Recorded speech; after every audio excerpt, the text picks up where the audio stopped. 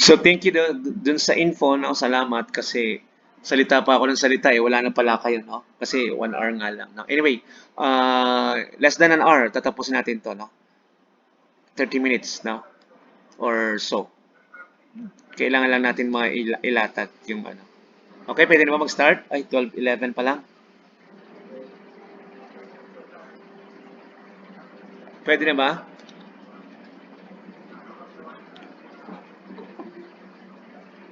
Sige, hintayin natin yung iba. Kasi it, it's going to be ano distracting or disturbing pag nag-start na tayo tapos may mga nagpapa-admit pa, no? Balik-balik yung presentation. So once and for all time i ano na lang natin.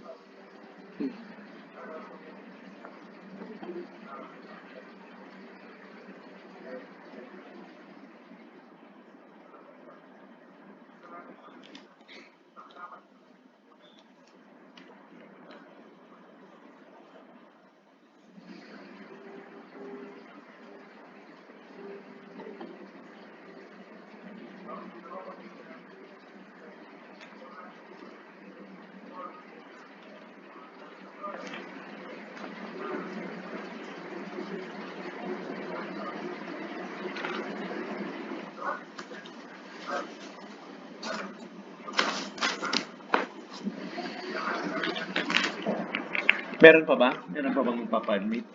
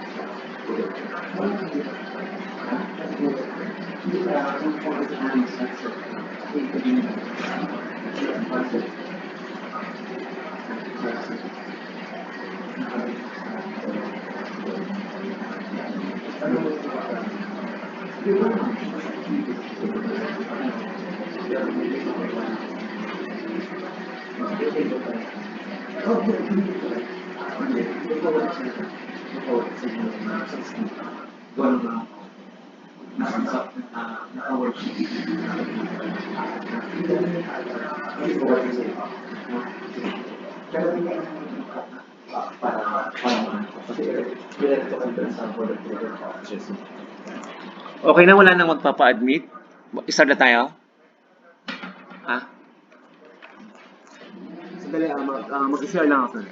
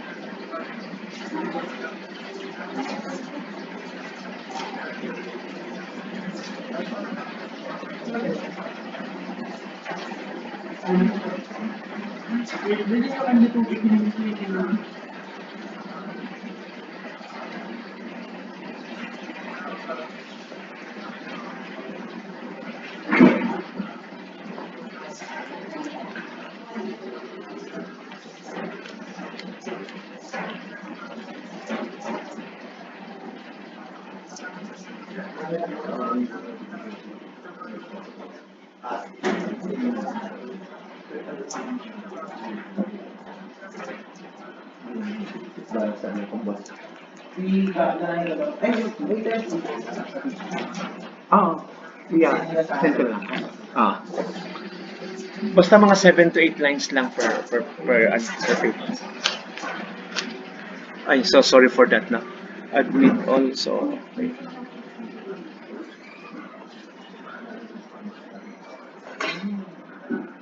Okay, so balik tayo dun, no? Konti na lang naman, no?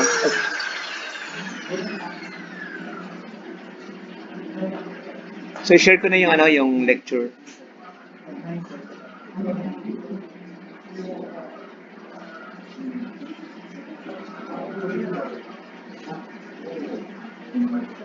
Nakikita na ba class? Sorry, ah. Nakikita na yung, ano? Nakikita na yung screen? Hello? Nakikita na po? Yes, sir. Okay. So, ito yung regression analysis nung experiment na ginawa namin sa Lexmark IBM, no? We're trying to analyze yung may relasyon ba yung benta, yung sales with respect to the experiment ng tinatawag na environment, no?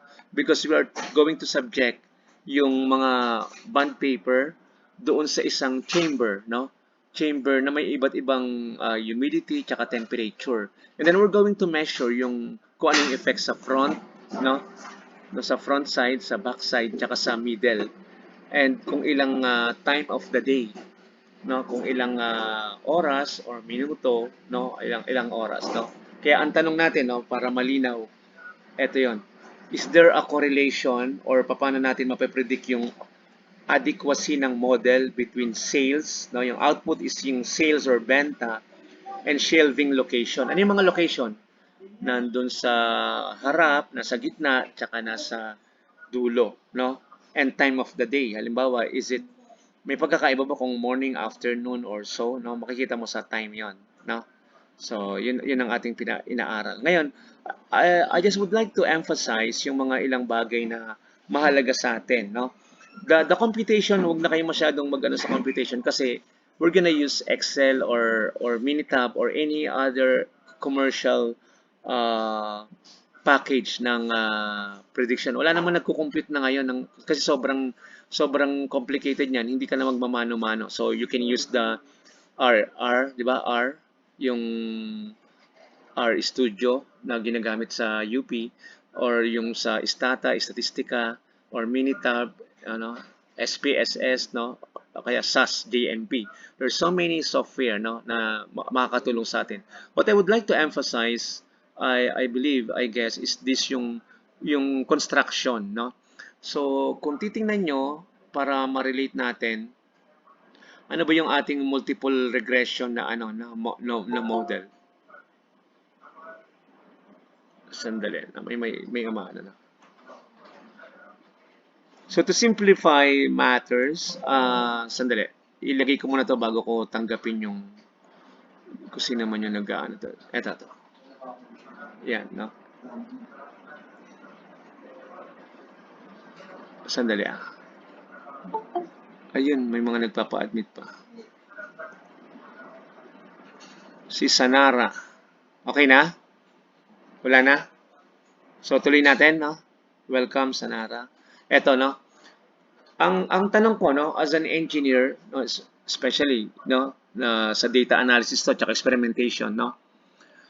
Ano yung ibig sabihin ng 415? Saan ang galing yung 415? Because here, ang tinitingnan natin is this, no? Paano tayo nakabuo ng tinatawag na regression equation. Ano ba ang regression equation dito? Ang regression equation dito ay sales, yun ang output, equals 415 plus 1.94 times front plus 4.88 times back minus 24.9 times the middle and plus 0.68 times the time. So, ang unang tanong ko, ano yung 415? Saan galing yan? Ano yung value ng 415? Volunteer. Si Ruth. Si Ruth yung magaling sa sa ANOVA last time eh. Nandiyan ba si Ruth? Good afternoon, Ruth. O wala? Nandiyan ba si Ruth? Wala si Ruth. Si Rafi, Rafi.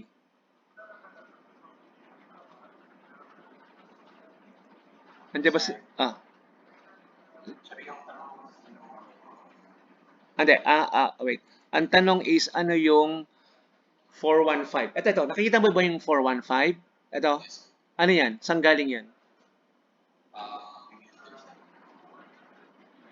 O, pwedeng intersect if you are talking about line. Pero sa model natin, ano normally yan? Yun yung... Ito. Ito na, basahin mo na lang. Yung constant, no? And normally, constant is the average, di ba? Average ng mga values, no? Naintindihan ba kung saan galing yung 415? Yun lang ang mahalaga sa akin, ha? Papaano kayo magbubuo ng equation? Because pag nabuo na yung equation, you can predict how much is the sales if you were given the values ng mga shelving locations and the time of the day, no? Next, ano yung, saan galing to? 1.94, ano yun? Ito, titingnan nyo guys, para hindi kayo nalilito. Ito. So, pag sinabing predictor, yun yung mga factor. Ano yun? Diba? Yung constant, ito yun. Ano pa? Yung ilalagay mo siya sa front, no? Yung anong effect sa front, anong effect sa back, sa middle, tsaka anong effect ng time, no? So, saan ang galing, pag sinabi ko, ano yung value ng B1? Kasi yung 415 is B0 eh.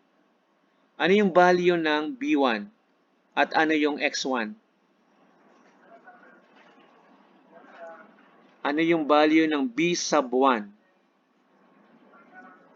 B sub 1. Or, ganito. Ano yung value ng B sub 1? Ito yung model natin guys ha. Ito yung multiple linear regression na model. Yung B sub 0, solve na tayo. Kasi yung B sub 0 is the constant, no? B sub 0 is the constant. Wait lang ha. May nagpapa-admit. Seiji. Okay. Seiji, nag-start na kami ha. Habol na lang. Who's gonna answer? Ano yung value ng B1 as a coefficient?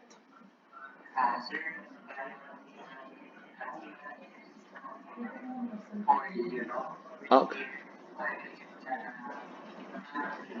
Okay.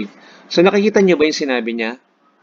No, kasi engineering tayo, dapat marunong tayo magbasa ng mga no, mga table, ng mga graph, no? Kasi 'yan ang ng engineering, no? Pag bumili ka ng mga may mga table, may mga graph katulad ng mga pump curve, characteristic, no? Characteristic ng curve, ng motor, ng turbine, no? So tama, yung B1, no?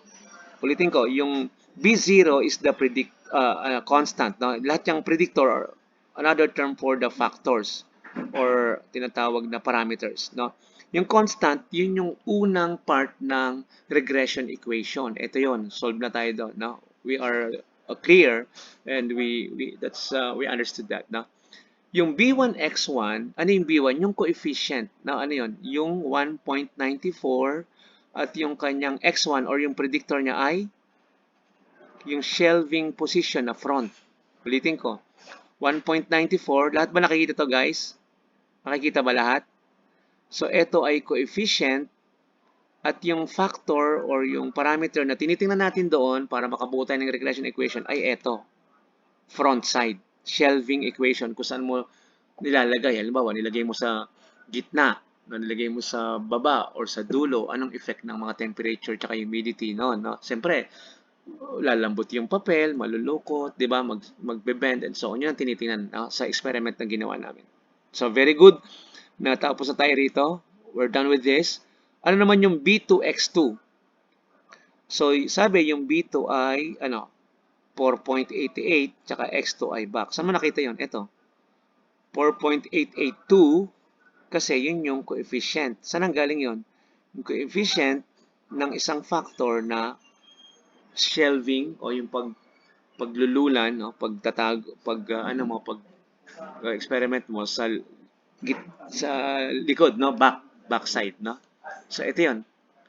So, B2 is 4.88. Tapos, ano yung factor natin? Yung X2 ay back. Ito naman ay X1. Ito ay B0. Okay? So, dako na tayo sa pangatlo. Negative, no? Negative 24.913. Ito yung B. No? B2. Di ba B2? Ito yung B3. Siyempre, ang B3, ang kapartner niya ay X sub 3, which is the predictor or the parameter or the factor. So, saan makikita yan? Ito. Ito yung coefficient.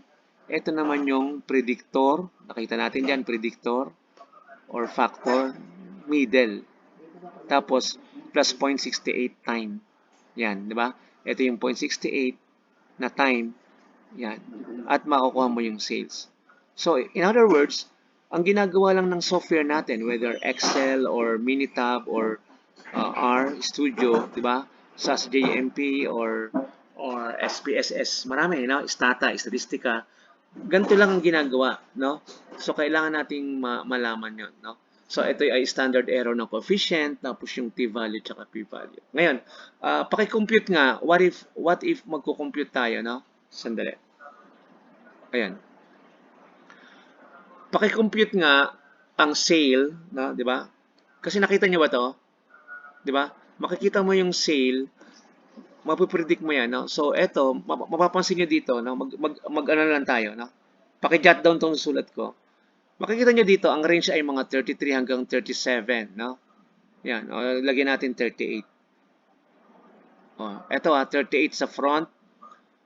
Siyempre, ang ipoproject natin yung wala. Wala dyan, no? So, eto may 40. Yung pinakamataas, no? The highest here is 40. No, sobrahan natin. Gawin natin 42. Dito naman sa middle part ng shelving, 16, 17, 16, 18, 18, 19. O, wala siyang 20, di ba? So, ito 20. Siyempre, ang imo-model mo yung wala dyan, no? Kaya ka nga gumawa ng equation, eh. Because you're trying to predict what if ang mga values ay ganito. Eh, kung nandito yan, ibig sabihin, nandyan na yan, no? So, tingnan natin yung wala. 13, 14, 11, 12, 16, 14, 16, 11. No? So, 16 ang mga highest, no? Doon tayo sa higher side. Ang wala dyan ay, sabihin mo, 17 or 18, no? Kunyari 18. Yan. So, ano nga yung sale? Paki-compute class yung sale with this.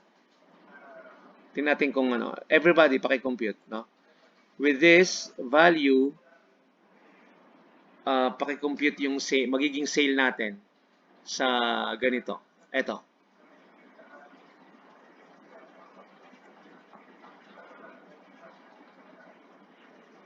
Naintindihan ba? Naintindihan ba yung instruction ko? Kasi doon sa labing, ano ba yun?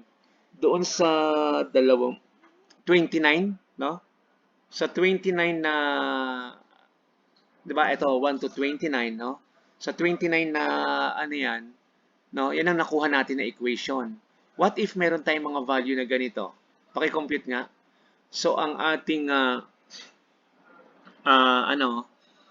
ay, eto, no? So, 415 ang ating constant plus, ano yung 38 natin?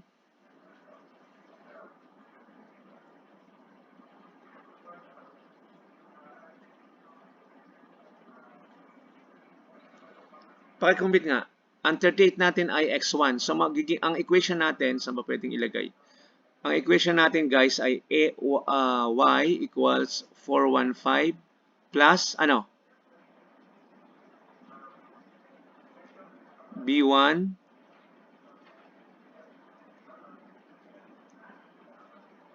times 38 plus B2. Ano yung B2 natin? Ano yung B2 natin? 42 times x2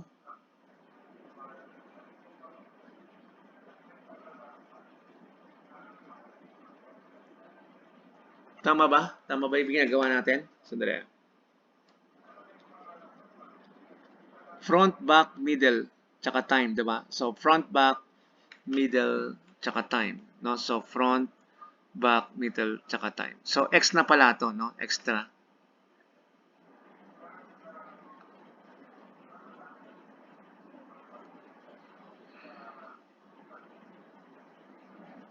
So, ito yung X, no? Sorry, ito yung X.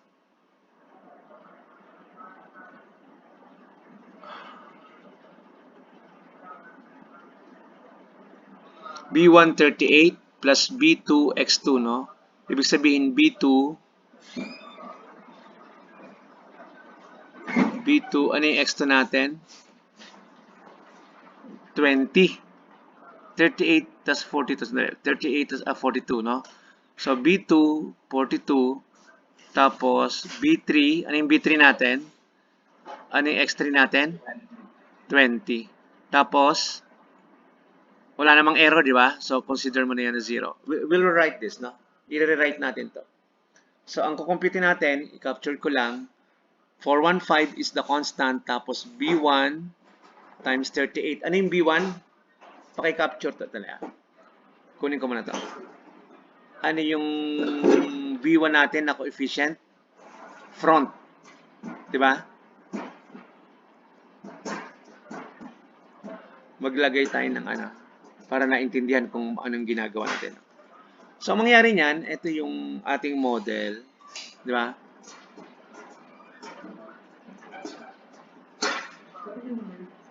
Yan. So, ang ating model ngayon ay y equals 415 plus, ano yung B1 natin? Ano yung value ng B1?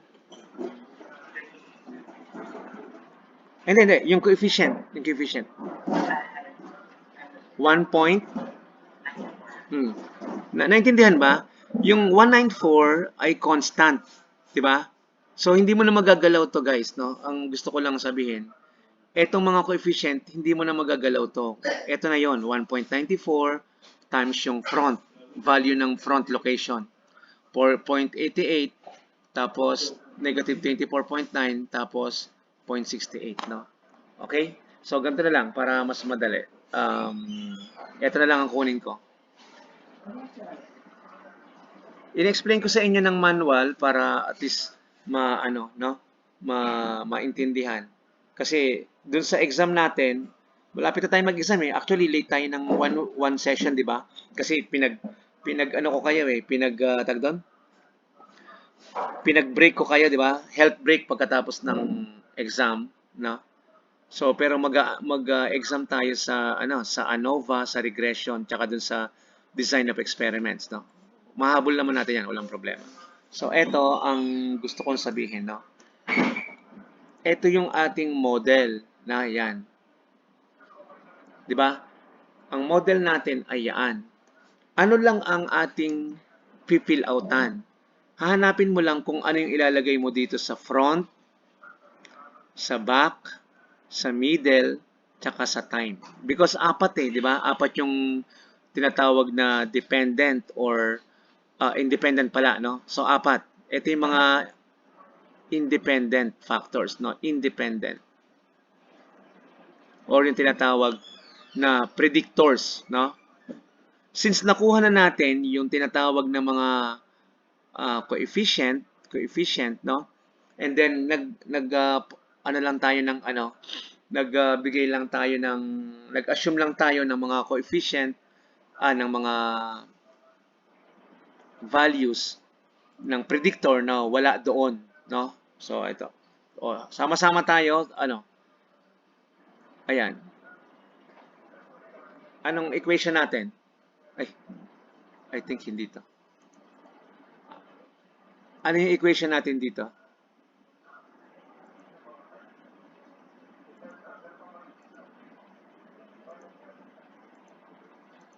Ayan.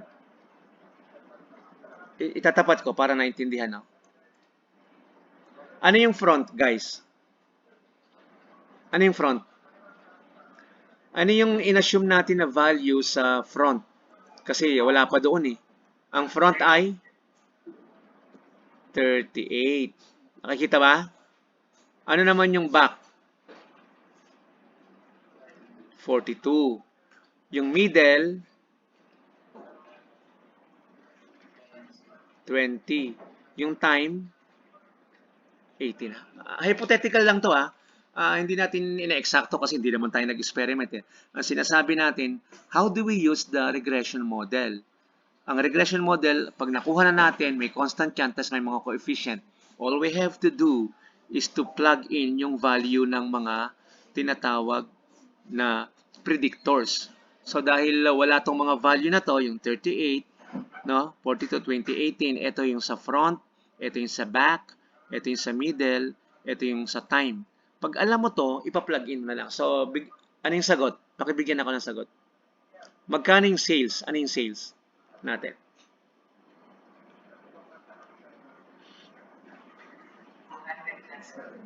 Nice ka ba? Oo. Kasi, ibibigay ko rin yung PDF, ha? Tapos yung template na. Sige.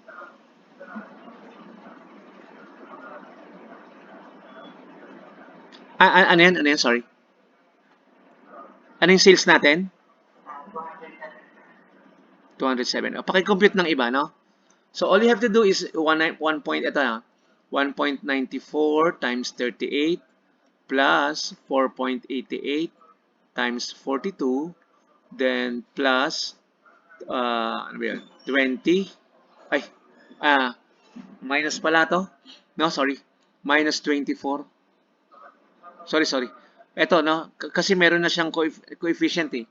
Minus 24.9 times 20. Diba? Paki-recheck po. Plus 0.68 times time, 18.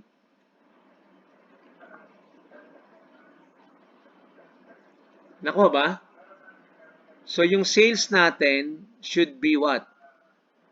The constant plus the coefficient, 1.94, multiply by the predictor. Sabi natin 38 yon sa front. 38. Kuha ba? 38. 38 sa front. Tapos yung coefficient ng back, 4.88, yung predictor value, 42. Diba? Tapos yung sa middle, ang kanyang coefficient ay negative, no? So plus minus is minus, no? So minus 24.9. We're gonna multiply this with the middle. Ano yun? 20. Diba? And lastly, kunin natin yung coefficient niya, 0.68, i-multiply mo sa time, no? Ang ginamit nating time kasi wala pa doon, and we're trying to predict yung mga values na wala pa doon, no? Nag-assume na lang tayo, times 18. So, ilan po yung sales niyan? So, ito yung constant, i-multiply mo muna to, di ba?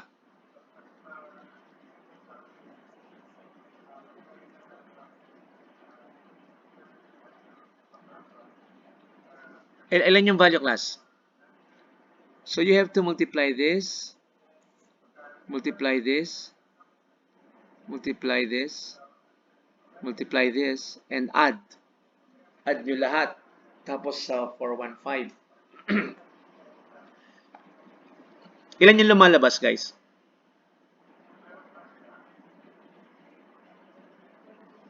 Ha? Ilan yung lumalabas? Justin. Dance. Nakuhanan ba? Nakuhanan. Sandali. Flash ko ulit, ha? Ayan. Para makuha nyo lang yung sense ng ng regression equation, multiple, no? We have multiple linear regression kasi marami ng predictor front side, back side, middle side, tsaka yung time. Kung isa lang, halimbawa front lang, simple regression lang yon. Ito, marami na tayong kino-consider na factors, no? Yung mga values na galing sa front nung siya ay sa curing, curing chamber, sinukat yung front ng bond paper, yung back ng bond paper, yung middle, tsaka yung ilang oras or anong oras ginawa yung experiment in the day, no?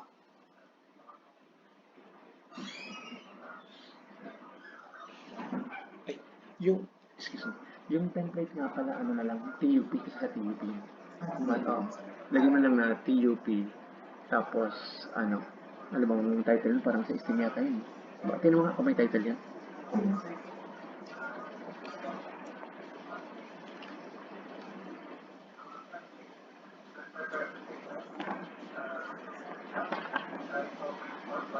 Tingnan mo kung anong hinahanap niya. Heat balance ba? Combustion? Tingnan mo hanggang dulo. Anong result? Enthalpy? May mga title naman sa sector. Title ba? Generator efficiency. Di, iba na to eh. Pangalawa na to eh. Losses. Ito. Yung energy loss. Ayun.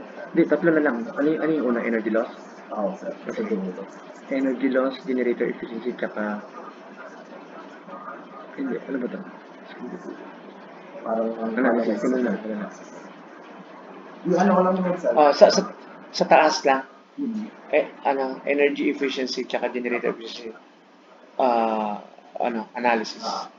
Tapos lagyan mo ng logo ng TUP sa left. Anong answer natin, guys? Hello? Na-compute ba? Zild, anong answer mo?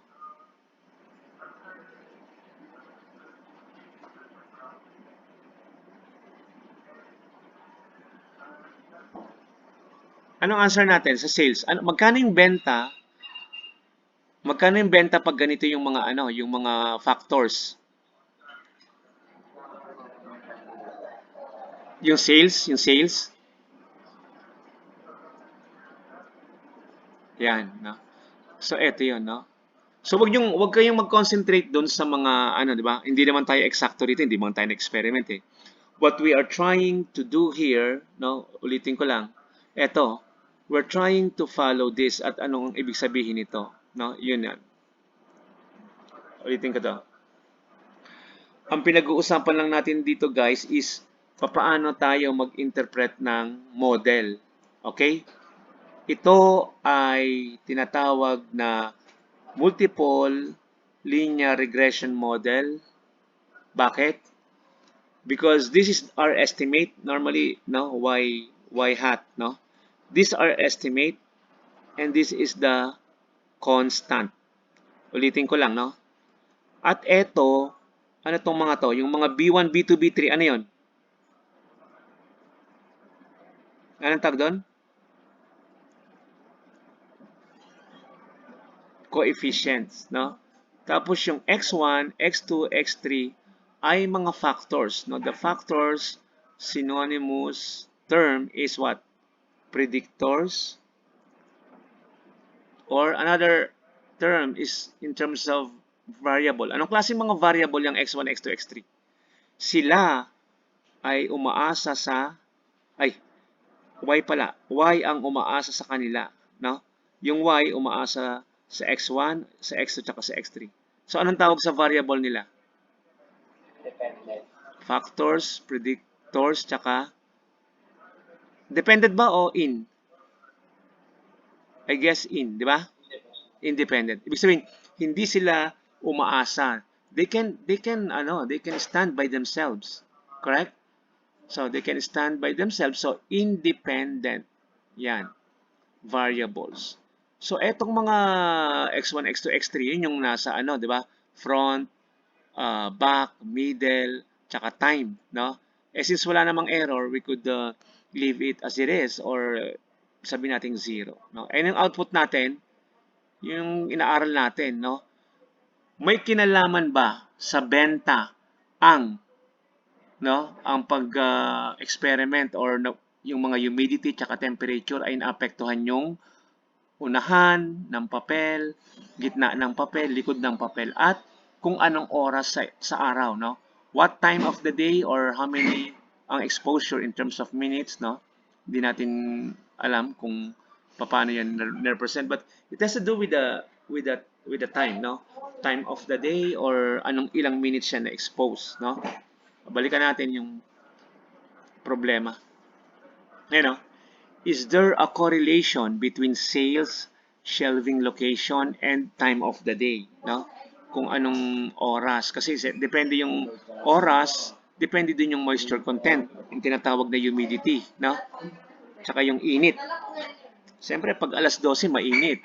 Iba yung init, tsaka yung humidity doon. No? Pag hapon or umaga, iba rin. Okay, nakukuha ba yung gusto kong ipaliwanag? Gusto natin ipaliwanag na ano naman, no? Ang gusto lang nating ipaliwanag is pag binigay ng software ito, alam natin ipaliwanag, no?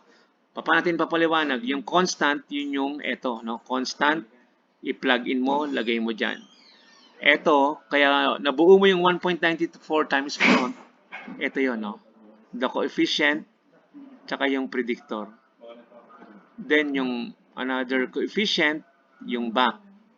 Then another coefficient para sa middle. Then another coefficient para sa time. So ang predictor ngayon, ito. Ba? So ito yung mga predictor or ito yung independent. Ito rin yung factors. Mga independent, they can stand by themselves. Independent variables. Okay? So ang point ko lang dito, pag binigyan ka ng regression na model, kaya mo siyang ipaliwanag. No? You will not compute that manually, no? Siguro ako magpapakompute lang ako ng manually para lang malaman ko kung, di ba, kung kaya niyang kunin yung sum of square or yung ganito, yung P or F, no? Pero hindi ako magpapakompute ng sobrang rigid sa mathematics, no? So ito yun. Ang tanong is this a good model? Sa inyo, medyo okay na ba to? So sa akin, no, based on standard ng statistics, no, basta mga ganito, depende sa application, 0.7, 0.8, di ba, 0.9. Papalapit sa 1, no, good enough yan. Huwag lang yung mga 4, di ba? 4, 3, 2, o 5, 50-50, no. Pero pag may nakuha tayo na 87.5, no, so good na yon, no. It's a good enough model. Okay, naintindihan ba? So, tingnan natin yung yung ANOVA naman ng ganitong experiment. Yan.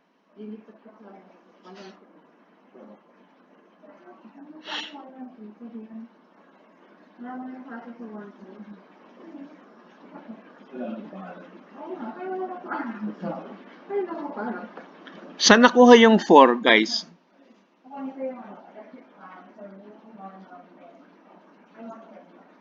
Saan nakuha yung 4?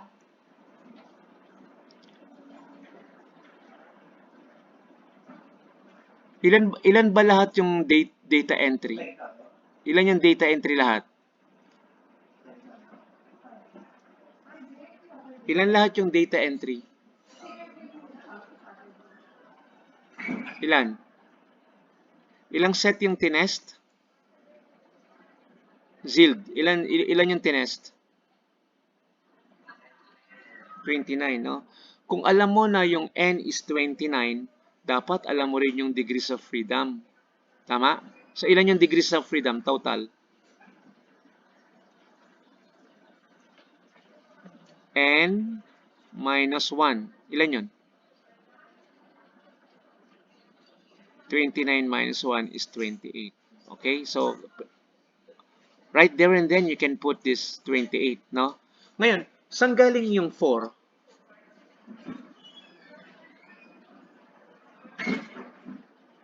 Ilan ba yung predictor natin dito?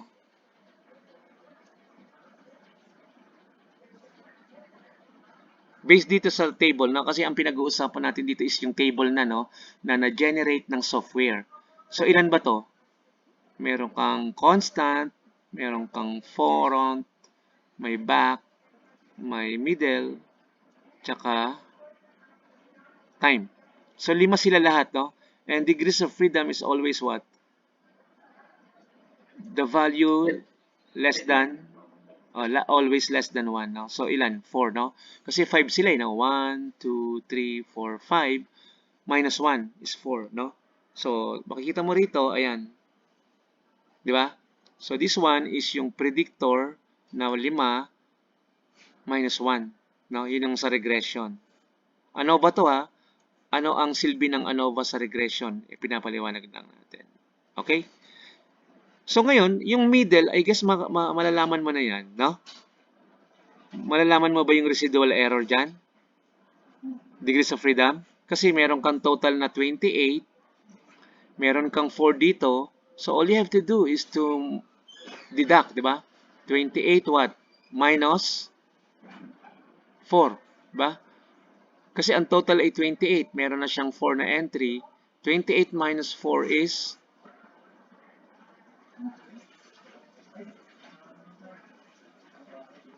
24. Nakuha ba, guys? Malinaw ba to? Zil, Seiji, malinaw ba to? Ruth, di ba? So, ang total ay 29, yung totality ng data entry, i-minus 1 mo na agad sa 28, no? Eh, dito ang ating predictor ay 5, no? Binilang natin. Minus 1 is 4. So, easily you can see the middle part, which is the residual error, no? 28 minus 4 is 24. Ngayon, tinuruan ko na kayo kung paano mag-compute ng sum of square, di ba? Sum of squares ng total, bawat entry yan. Then, sum of squares ng regression, di ba? So, makukuha mo na yan, no? Hindi natin babalikan yan. Ngayon, eto. Paano nakuha yung 3211.2 tsaka 76.5? Ano nga? Paki-divide 12,845. 12,845 divided by 4. Tama? Tama ba? So, pakita natin, no? Discard natin, no? So, ang inaalam natin ito, no? So, i-flash ko para makita lang ng klase natin.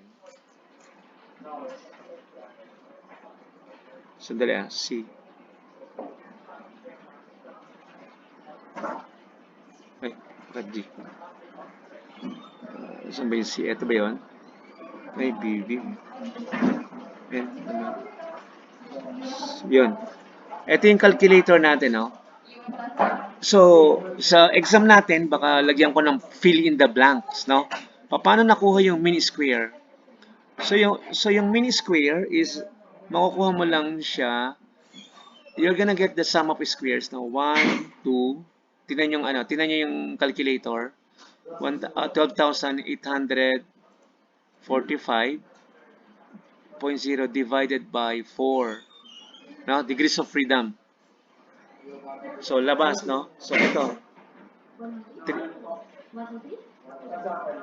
3211.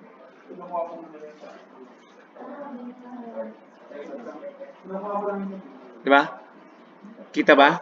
So, yung 3211 na lumabas sa calculator, ito yun. Yan. Okay?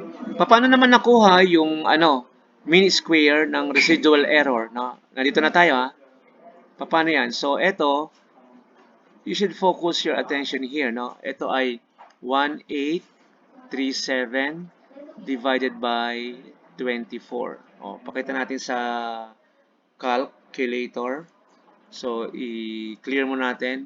So, we have a 1837, di ba? Yun yung sum of squares. So, all we have to do is to divide the sum of squares with the degrees of freedom doon sa residual error. Divided by 24. Yun. So, lumalabas, no, i-copy-paste ko lang ang value na ito.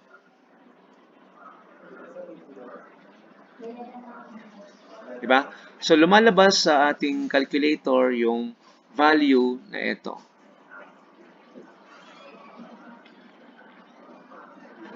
Yan. Ngayon, paano nakuha yung F, class? Paano nakuha yung F? How are we able to get the F value ng calculated? Calculated to ah. Paano nakuha yung F? I-divide yung mean square, no, ng regression divided by the mean square ng residual error, no? So, try natin to ha. So, balik tayo sa calculator na para makita ng lahat. Then, we're gonna clear muna. Tapos, 3211.2 divided by 76.5. Ano sagot? 41.97. No? Eh, dyan is 41.96. Okay lang. Pag may mga konting diferensya, wala namang issue na doon. No? So, ito yung lumabas sa F value. Di ba? Yan. Tapos, with that, P value is 0. So, anong masasabi mo dito? Ang masabi natin na itong ating mga factors ay really significant. Bakit? Because it is less than the usual or industry standard na 0.05.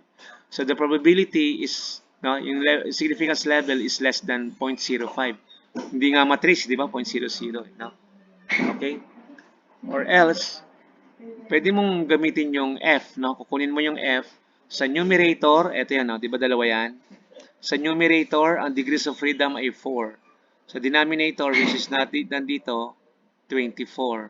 Ito sa numerator. So, you have to get yung value ng F critical, no? And then, etong F na calculated. If F calc is greater than F critical, reject null hypothesis. Okay? So, yun nun, no? So, pinaliwanag lang natin yung relasyon ng ANOVA doon sa regression. Kasi bawat analysis ng regression, merong analysis of variance doon. No? Ito, pag gumamit kayo ng software, automatically, right there and then, bibigay niya yung test.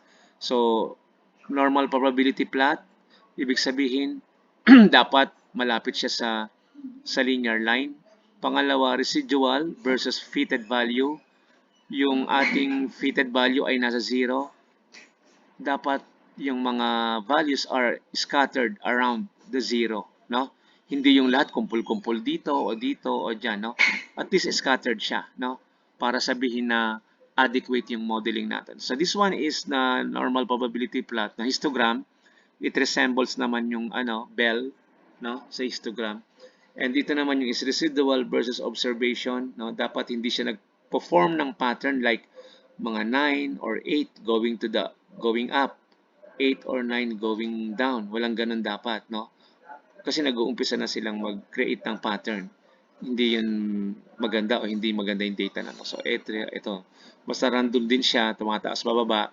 Okay yan. Okay? So, yun yung ating mga Okay. May tanong ba doon? Naintindihan ba? Nakuha naman?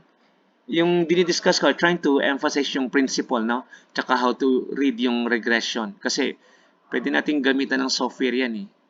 Basta i-highlight lang natin yung data, bibigay niya yan. No? Even sa Excel, no? Nilagay ko dito yata yung sa Excel. Ayan, no? Multiple linear regression using Excel. Step by step nandyan naman, no? Pati paano mag-interpret, no? So, yung Excel nyo, pwede nyong gamitan ng regression, no? Ilalagay lang yata sa data. Analysis toolpack, no? Merong dito na analysis toolpack. Tapos, yan. Analysis toolpack, tsaka data analysis, no? So, it's easy. Friendly lang naman yan, no? Kung wala tayong Minitab, no, Excel could do the job. The same thing, bibigyan ka nito ng mga output. All you have to do is to see kung may interpret mo. Di ba? Yun lang naman ang mahalaga, no? Katulad nito, no? regression, residual, di ba? Tinikap na natin yan. Degrees of freedom, total degrees of freedom. Pag nakita mo na 9 yung degrees of freedom, ilan yung data? The entry. Pag nakita mo na 9 ang degrees of freedom, total degrees of freedom, ilan yung data entry? 10, no? Kasi laging -1 eh. Di ba? And -1 is 9. So, mangyayari dyan, n equals 9 plus 1, no? Nilipat mo doon. So, alam mo na 10. Di ba? Tapos bilangin mo yon yung regression, kung ilan yung inano nila, no? Consider na tapos i-minus mo rin ng 1, no? And then yung gitna makikita mo rin, no? So ang point ko lang dito, hindi ko na i-discuss, no? Or pwede niyo lang install to, no? If you want to have um, an easy way of solving things, you can install regression, no? Part lang siya, add-on ng Excel. But you can use other things like yung R or yung Minitab or yung SAS/JMP or any other software, no? Hindi naman tayo loyal sa software, loyal tayo sa principle ng pagsusolve. Okay? So, 3:30 na. Ito na lang, mabilis lang. Mabilis lang. Ito. Isa pang problema na gusto nating anuhin dito is yun, no? Kung merong problem dito na pinapagawa. I think galing sa textbook natin dito. Probability and Statistics for Engineers and Scientists by Walpole, Myers and Myers. Merong pag-aaral na ginawa tungkol sa environment. Alam nyo ba yung mga hindi magandang gases sa environment? Ano yung mga nakakasira sa ozone? Ano? Magbigay nga. Pwedeng pwedeng CFC, pwedeng pero pag galing sa planta, pag galing sa mga thermal power plant, yung sa mga chimney, ano yun? NOx, SOx, no? Carbon monoxide. Diba?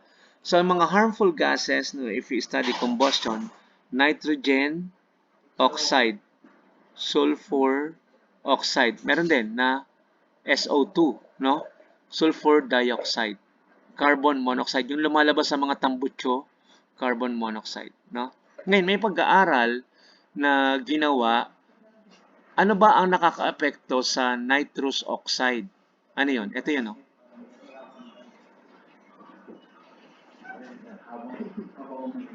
Merong isang pag-aaral sa Amerika, no? Ginamitan ng linear regression. Ano ba yung nakakaapekto sa nitrous oxide, no? Kung ang mga parameter ay ito, humidity, temperature, and barometric pressure. May tanong ako, ano yung humidity? Pag sinabing humidity, anong pinag-uusapan natin? Di ba nag-refrigeration na ba kayo? Air conditioning, di pa? HVAC. Tapos, amount of water or the technical term ay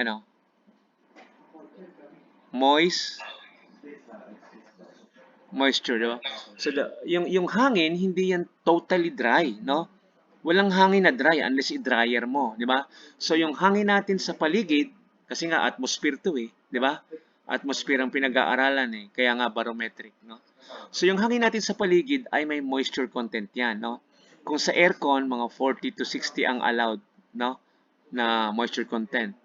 Temperature, ito yung binigay, at barometric, ngayon, pag pag ganito yung barometric pressure, ano kayang unit nito, guys? Sa palagay. Ito ba ay Pascal, kilopascal, millimeter of mercury, feet of water, inch of mercury?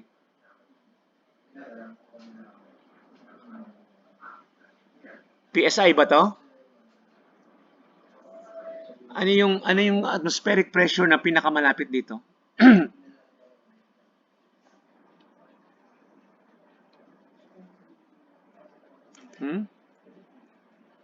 Anong unit niyan? Kasi itong humidity, wala namang unit. Temperature is Fahrenheit. Anong unit ng 29.3? Ano yung unit ng 29.3? Any guess?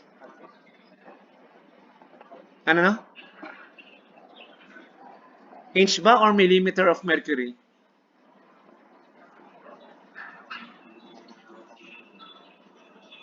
Millimeter of mercury. I-verify natin, no?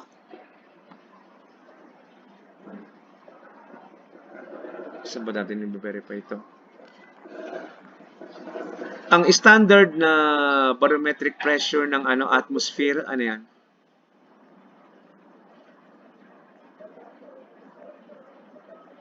$29.921,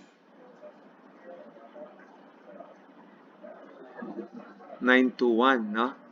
Millimeter ba yan? Tama ba? Inches ba to o metric?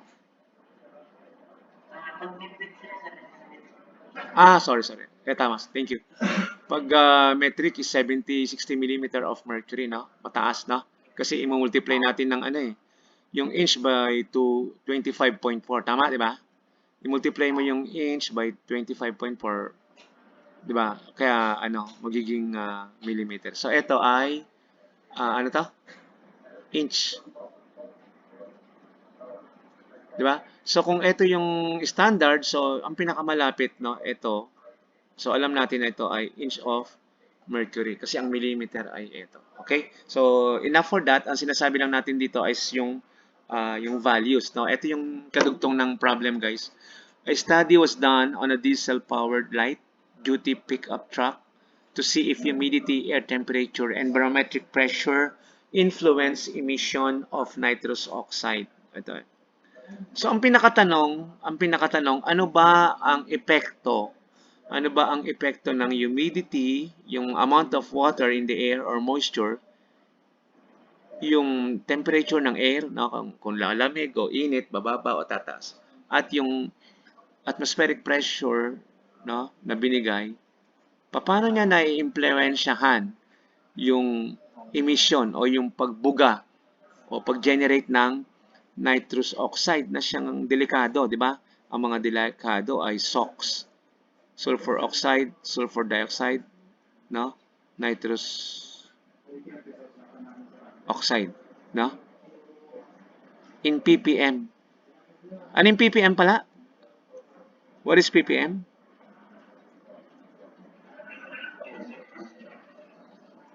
Parts per million, no? Meron pang isa meron pang isang Basta pag maliliit na masyado yung sinusukat nyo, no? Parts per million na ppm. Halimbawa, yung dissolve na sa mineral water, no? O dun sa mga tinatawag na refill. Pag nag-submit sila or magpapatest sila dyan sa DOH or sa independent na nagtitest ng no? Titingnan nila yung mga bacteria, yung mga cocci, na streptococci, kung ano, parts per million, no? May mga bacteria o yung kung ano man, parts per million, no? Ngayon, emission measurements were taken at different times with varying experimental condition. Ano yun? And data are as follows. Ito, hindi ko na-type, no? Kasi search ko lang kagabi, no? Pero nasa natin to? Nasa nasa textbook, no? Ano yun? Ito yung nitrous oxide, di ba? Ano yung effect ng humidity, temperature, tsaka pressure. So, ano yung output natin? Ano yung resulta na inaaral natin? Yung humidity ba, temperature, o pressure? Ano yung tinitingnan natin na resulta? Ano yung dependent variable natin?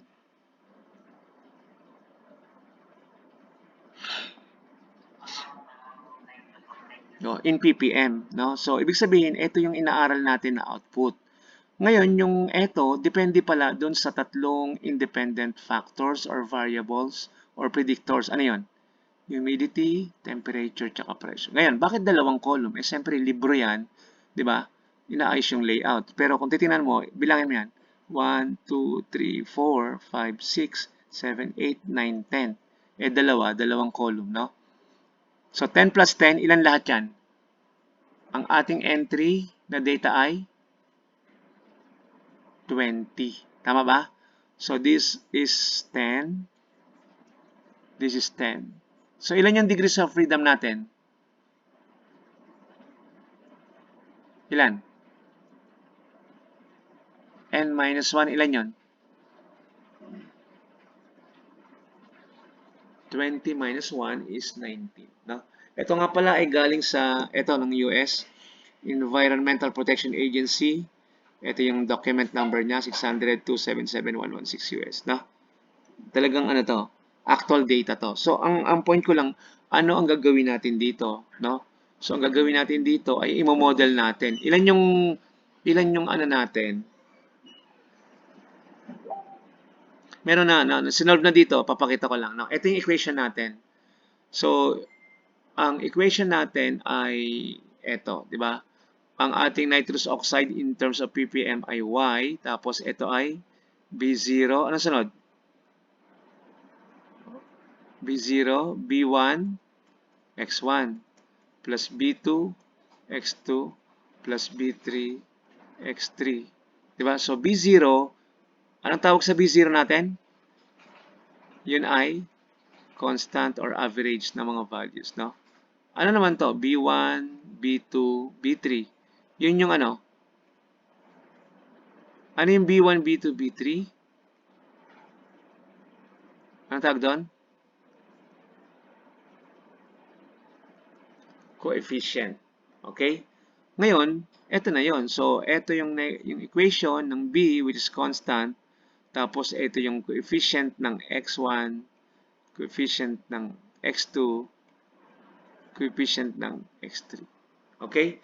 So, ang gagawin mo na lang ay X1. Anong nire-represent ng X1? X2 tsaka X3?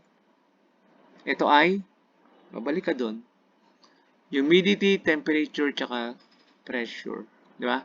So, ito, humidity, ito ay temperature, ito ay pressure. Okay? So, ito yung regression equation, tas may according to the calculations o yung ano, software, no, or Excel, makakuha ka ng ganito. So, all you have to do, kunin mo yung mga coefficient, no? Ito yung mga coefficient. Tapos, di ba? Hanap ka. Humidity, temperature, pressure. Okay? So, anong maano mo? Yung nitrogen oxide in parts per million. No? So, dapat alam mo yung ginagawa mo. So, with this equation, malalaman kung anong amount ng nitrogen oxide ang pumapahimpapawid nandoon sa ating environment kung ganyan ang equation ng regression. No? Kasi meron na tayong binigay na coefficient 0.002x, 0.07, 0.154. No? So, mahulaan natin, mapipredict natin. And then, pag pinredict natin, titingnan natin yung R squared. Dapat mga 0.7 above. Diba? 0.8, 0.9. Tapos, kung meron bang available na material na magagamit, no? Or mga equipment, no? Para sa experiment. Okay? So, ito yun, no? For 50% humidity, temperature is 76 and the 29.9 inch of mercury. The estimated amount of NOx or the estimated amount of nitrogen oxide is this, no? Parts per million.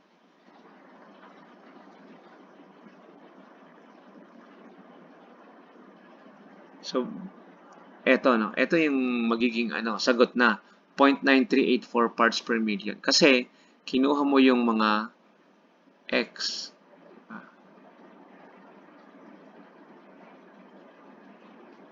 Tapos, in-multiply mo sa coefficient ng temperature, coefficient ng ganito. No? I-multiply mo sa coefficient. So, coefficient times the value ng mga predictors. Kahit na ano pa yan, kahit na may value o wala, kahit na maliit o malaki na, basta yun ang gagawin.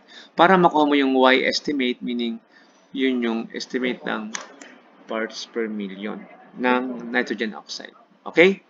Naintindihan ba yung flow ng lecture? So, in order for us to be assisted na para matulungan tayo, meron din namang linear regression sa Excel. No? Kinapture ko na to one by one. No? So, pwede kayong matulungan. No? Pwede rin yung RStudio, pwede rin yung Minitab, pwede rin yung SAS.jmp. No? Anything na na convenient kayo na gamitin. No? Kasi wala namang ano sa atin, no? Hindi tayo loyal sa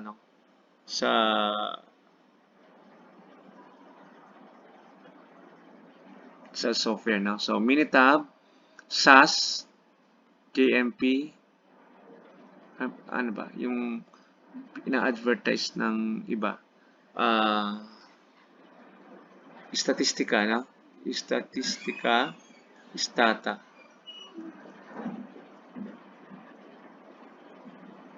So, yun, no? Statistika, no? So, R Studio. Any software will do, no? Basta alam nyo kung saan nyo kinuha, tsaka kung paano ginawa, so that you can validate it with the mm, help of software, no? Kasi kung puro mano-mano lang, mahirap naman. No, you have to compare your work with the others, no? Based on standards. So, ganun. So, nandito naman lahat, no? Para pag maging reference, okay? May tanong ba? Kung wala ng tanong, I'm gonna give yung assignment. Zild, yung mga nakapag-download ng libro, lang, ang assignment natin ay page, tatlong problem lang. Ano bang gusto nyo? By group o individual?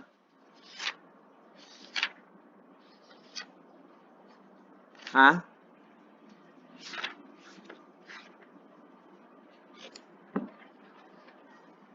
Anong gusto? Ang assignment ay number 136. 136, page 407. Siguro kakamerahan ko, ha? Para basta 136, page 407 ng Probability and Statistics 7th edition by Walpole, Myers, and Myers. Sandali kamerahan ko na lang para may reference. Ay, Zild, may attendance ba tayo, Zild? Pwede bang yung mga umattend ilagay sa GC yung nila, yung pangalan?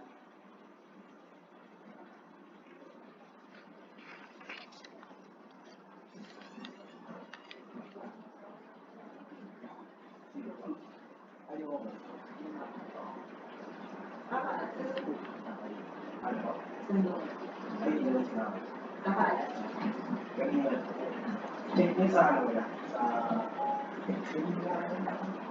pilihan ng mali. Check niya sa hindi sa thank you. Ay, dyan, nag-forward na sila. Nagawa mo na agad? Bilis Pero ibig sabihin, maayos naman, pati yung font. Check niya sa Sige. Kung may comment, sige. Yan ako muna itong assignment ng mga bata.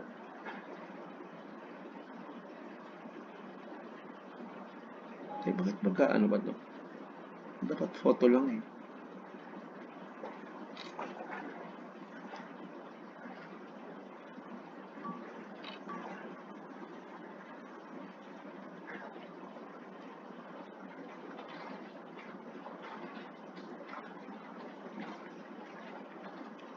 Pag-end na pala, salita ako ng salita, wala na akong kausap.